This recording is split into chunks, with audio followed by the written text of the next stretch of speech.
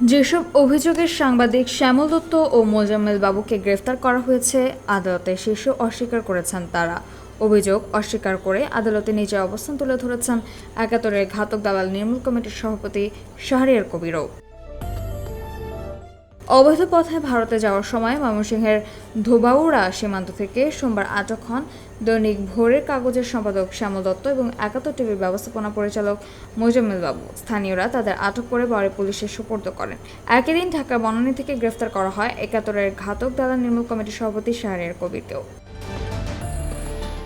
মঙ্গলবার তিনজনকেই ঢাকার সিএমএম কোর্টে হাজির করা হয়। আদালতে মামলার তদন্ত কর্মকর্তার আবেদনের পরিপ্রেক্ষিতে ঢাকার অতিরিক্ত chief metropolitan magistrate Mohammad Sanaullah তাদের প্রত্যেককে 7 দিনের রিমান্ড মঞ্জুর করেন।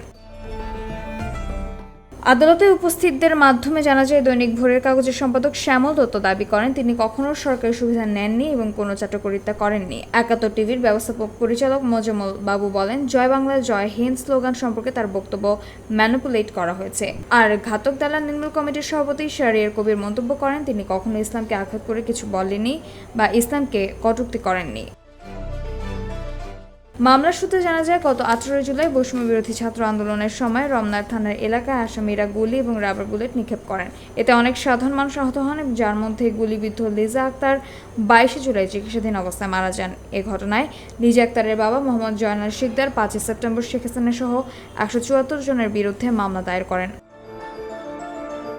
ময়মনসিংহ থেকে আটক করা শ্যামল দত্ত এবং মোজাম্মেল বাবুকে সোমবার সকালে ঢাকা মহানগর গোয়েন্দা পুলিশের কাছে হস্তান্তর করা হয়।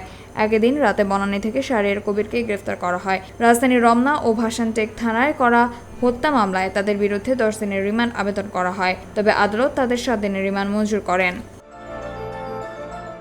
সামিহা তাবাসসুম, খবর সংযোগ।